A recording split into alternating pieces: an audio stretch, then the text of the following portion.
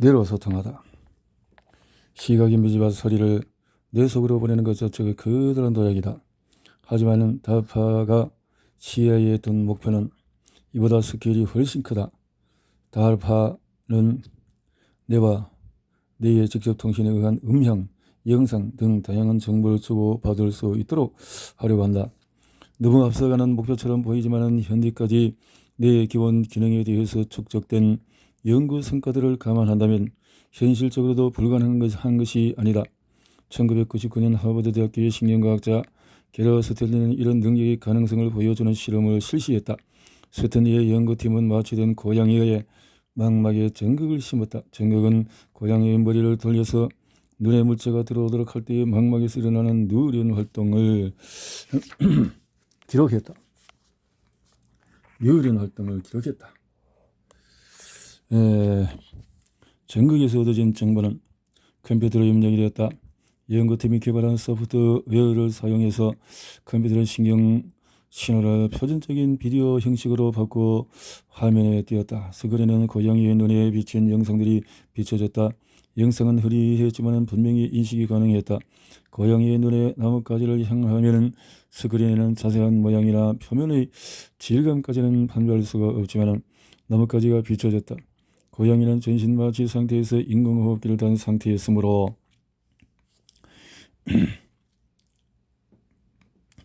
연구진이 머리를 돌려가며 한 그의 이미지가 들어가도록 했다.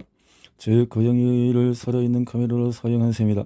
스탠리의 연구는 우리 경험을 신경 단계에서 기록한 다음에 나중에 재생할 수 있음을 보여준다. 우리는 비디오를 볼 때 시각 정보는 뉴런의 자극으로 변환되어서 뇌에 전달된다. 이와 마찬가지로 실제 뉴런의 자극을 기록해서 둔 다음에 이 기록에 따라서 뉴런을 정기적으로 자극하면 동일 패턴을 지각하도록 할 수 있다. 이것은 이론상 인간의 모든 감각에 적용할 수가 있다. 눈으로 보는 것뿐만 아니라 듣고 맛보고 냄새 맡고 촉각으로 느끼는 것을 뇌의 소전으로 기록할 수 있다. 그런 경험을 재생하는 것은 두 번째 체험하는 것과 같을 것이다. 이런 종류의 감각 기록을 다른 사람에게 재생하는 일도 가능할 듯하다. 당신의 경험을 일련의 신경 자극으로 변환해서 다른 사람의 뇌에 송신한다면 그는 적어도 감각적인 차원에서 당신이 느꼈던 그대로 경험할 수가 있다. 그런 일이 현실로 가능할지도 모른다. 스탠리의 연구는 뇌 자체가 아니라 말초 신경계에서 정보를 얻어내기 때문에 한계가 있다. 고양이가 보는 것을 볼 수는 있지만 고양이의 뇌 깊숙한 곳에서 일어나는 현상에는 접근할 수가 없다. 밴더빌트 대학교 연구팀은 다음 단계의 연구로 접어들고 있다. 심리학 교수 존 카스의 동료들은 달파에서 100만 달러의 지원을 받아서 음성을 뇌에서 뇌로 직접 송진할 수 있는지 연구를 하고 있다. 곧 있을 실험에서는 붉은 돌번숭이 2마리를 사용해서 청각 영역에 약 30개의 전극을 꽂을 계획이다. 첫째 원숭이의 뇌 신경들이 가동하면 컴퓨터는 둘째 원숭이 뇌의 동일 부위에 꽂은 전극에 신호를 보낼 것이다. 첫째 원숭이에게 소리를 들려주면 둘째 원숭이는 그 소리에 반응할까? 나아가서 둘째 원숭이는 첫째 원숭이가 무슨 소리를 듣고 있는지 알려줄 수 있을까? 어쨌든 두 원숭이 사이에서는 무엇인가 통신이 일어날 가능성이 크다. 둘째 원숭이가 인식하는 것은 명료한 음성일까? 아니면 그저 잡음일까? 매우 어려운 문제다. 그러나 내가 임플란트에 성공한 것으로 미루어서 통신의 가능성은 확실해 보인다. 카스와 스탠리의 연구는 또 다른 가능성을 열었다. 예를 들면 뉴런 단위로 생각한다면 뇌 전체에 통용되는 일반 원칙은 감각은 기억은 상상이다. 무슨 뜻일까? 실제 무언가를 볼 때 그것을 봤다고 생각할 때 그리고 그걸 보는 것을 상상할 때 모두 동일한 뉴런이 작동한다. 뇌의 뉴런은 대개 그런 식이다. 소리, 냄새, 맛, 육체적인 감각에 대해서도 거의 같다고 할 수 있다. 여기에서 매우 흥미로운 의미가 숨겨져 있다.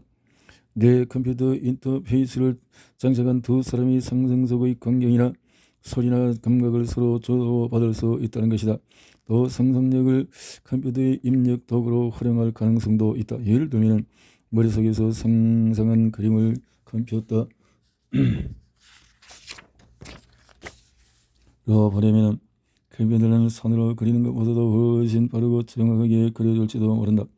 컴퓨터에 모니터가 없어도 된다. 컴퓨터는 즉각 뇌에 피드백을 해줄 것이며 이를 바탕으로 머릿속에서 좀 더 손질하거나 고쳐 그리는 등의 작업을 할 수가 있다. 뇌관에서 밝혀진 원리에 따르면 이 같은 피드백 순환이 인간과 기계 장치 사이에 일어날 수 있도록 할 수가 있다. 앞서 이미지, 소리, 감각을 인간의 뇌에 투영할 수 있음을 살펴봤다.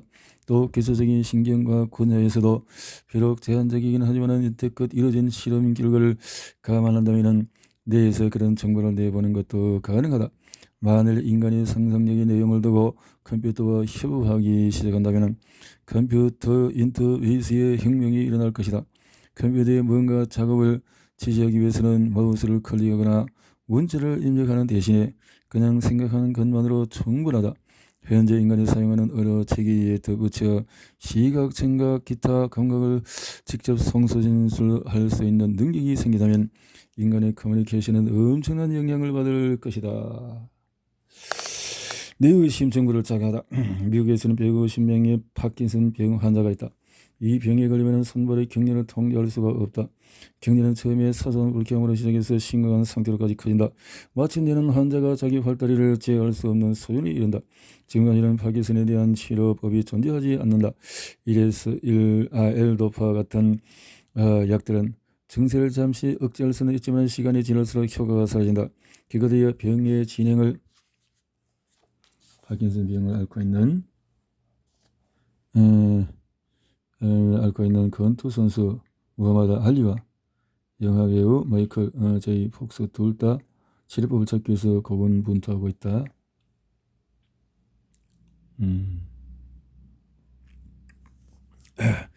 경우에 따라서는 경련이 너무 심해져서 약이 듣지 않게 되고 결국 뇌의 일부를 절제하기도 한다. 1977년 프랑스의 신경외과 의사 알랭 르이 베나비가 그런 수술로 환자의 뇌에서 경련을 유발하는 부위를 제거하려 했다. 처음에는 환자가 뇌의 이곳저곳에 전기 자극을 넣어서 뇌의 다양한 기능을 알아보기로 했다. 우연히 시상 부분을 자극하자 파킨슨의 특유의 경련이 멈췄다. 그 후에 의사들은 그 기술을 계속 실험해 갈수록 더 좋은 결과를 얻었다. 1997년에는 FDA가 베나비의 연구를 바탕으로 한 심부 뇌 자극 브레인 시뮬러리 장치에 대해 파킨슨병 증상을 억제하기 위해서 치료용으로 인가를 내줬다. 심부 뇌 자극기는 기본적으로 기다란 단일 전극으로 되어 있는데 환자의 뇌 속으로 몇 센티미터 파고들어 시상이나 그 근처에 전극을 꽂아 넣도록 되어 있다. 더 이상 약이 듣지 않는 중증 파킨슨병 환자 가운데서 70% 정도에게는 DBS가 매우 효과적이어서 사용 결과 증세가 사라지거나 크게 완화된다. 이 치료 방법의 효과가 입증되면서 세계적으로 3만 명 이상이 DBS 전극을 이식받았다. 2002년에는 처음으로 미국의 의료보험이 치료 비용을 부담하기 시작해서 첫해 3만 4만 달러를 지급했다. 이로써 이전에 비용을 부담할 수 없었던 환자들에게도 치료의 길이 열렸다. 이 치료법은 급속히 보급될 것으로 보인다. 흥미롭게도 지난 3, 4년간 DBS 장치가 파킨슨 병이나 기타 동작 장애 이외에도 증상에 효과가 있다는 것이 알려졌다. 1990년대 말 과학자들은 DBS 장치를 이식한 환자 가운데 수술 직후 잠시 우울증을 겪는 사례를 발견했다. 게다가 얼마 후에는 그 반대 사례도 알아냈다. DBS를 이식한 뒤 급작스레 성격이 밝아지는 환자도 있었다.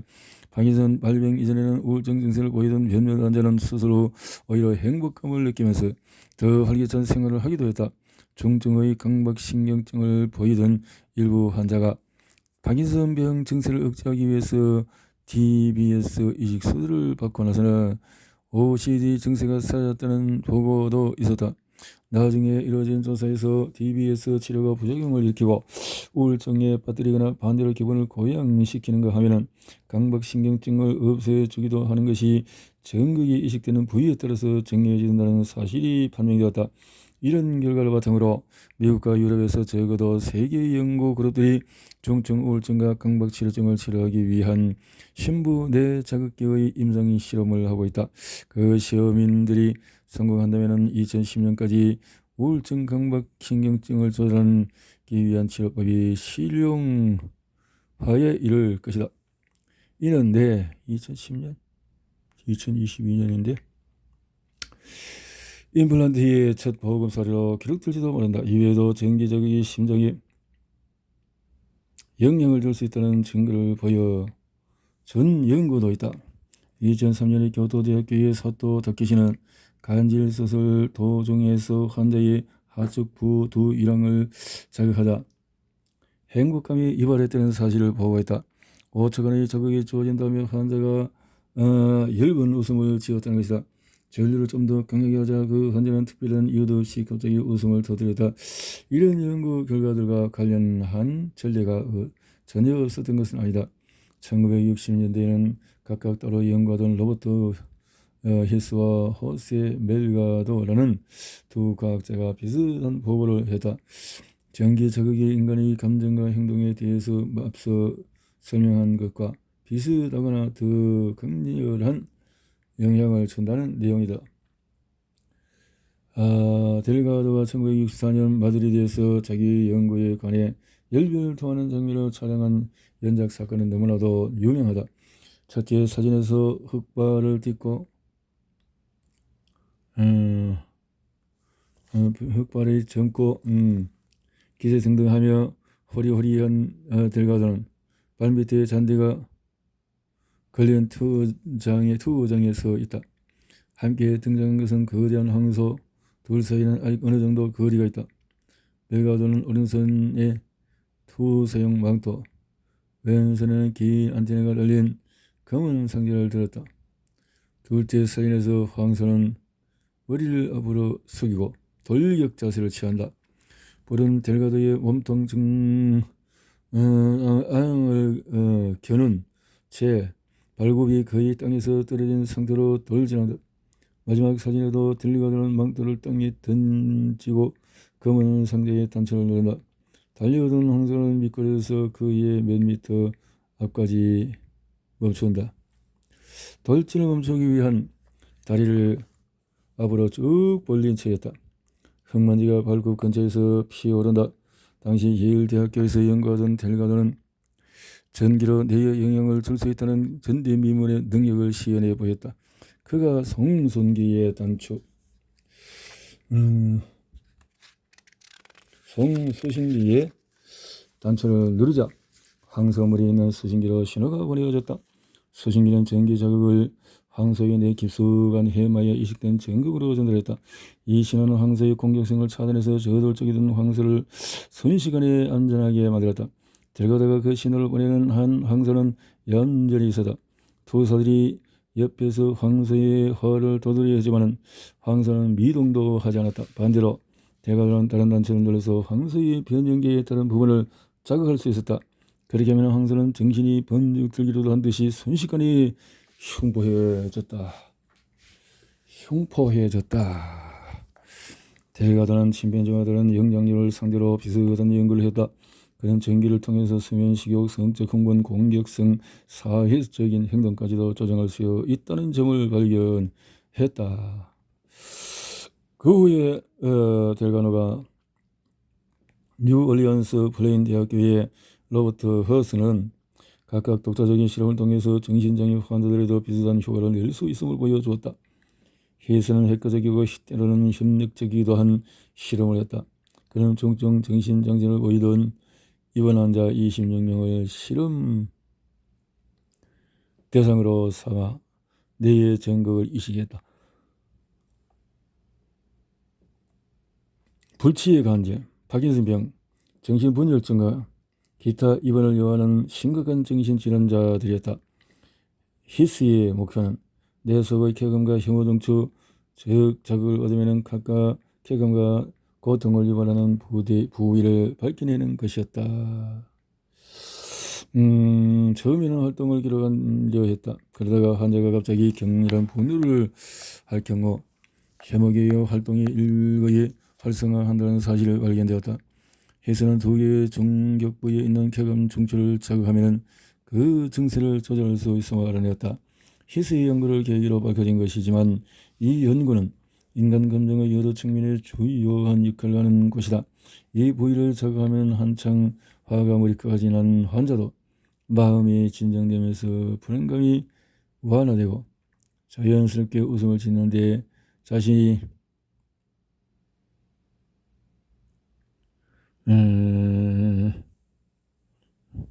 세로토닌은 뉴런에서 뉴런으로 신호를 보낼 때 쓰이는 신경전달 물질을 하나로 평온함과 행복감을 느끼게 한다. 프로작이나 졸로부트 같은 약들은 뉴런들이 주변의 세로토닌을 흡수하지 못하도록 한다. 뇌 내부에 떠다니는 세로토닌의 양이 많아질수록 그 일부가 신경 수용체나 다른 뉴런에 물려칠 확률이 높아지는데 그 결과 기분이 고양이 되는 것이다.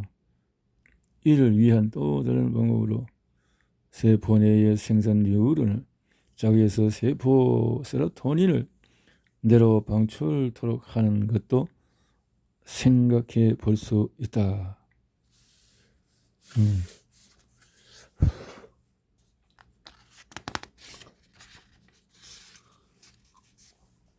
컴퓨터 인터페이스는 결국 약이나 유전자 치료보다 훨씬 강력하고 정확한 도구가 될지도 모른다. 약은 뇌에 스며드는 데에 효과를 내는 뇌나 또는 신경대에서 빠져나가는데도 모두 시간이 걸린다. 프로적은 복용 후 기분을 고양시키는 효과까지가 4 내지 5일이 걸리고 바이코딘 같은 진통제는 더 빨리 듣지만은 그래도 몇십 분에서 1시간 좋게 걸린다.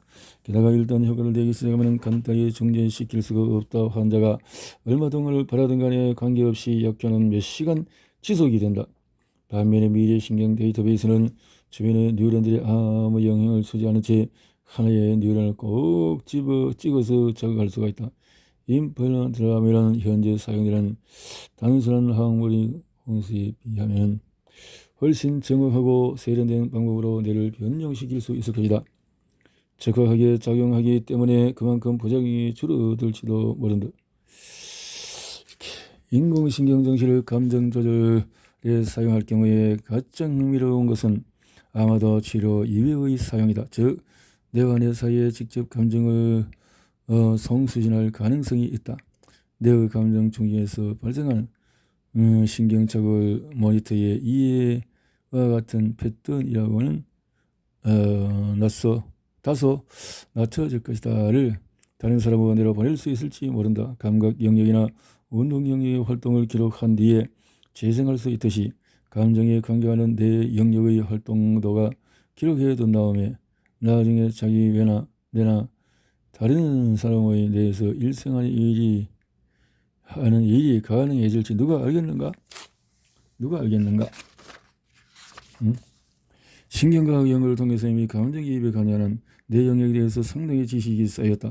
뇌 속의 편도체를 비롯한 부위들의 타인과 감정을 모델화하는데 관계해서 다른 사람이 무엇을 느끼는지 알게 해준다. 뇌가 구분해서 나오는 정보는 편도체로 보내어져 이 모델의 힘력이 된다. 인공신경 정치가 있으면 타인을 예를 들어서 당신의 연인이라도 좋다는 감정 정치에서 나오는 정보가 당신의 공급 정치로 바로 전송된다. 남편이나 아내 또는 아이들이 무슨 일을 하는지 지금처럼 고민하지도 않고 가족의 뇌 사이에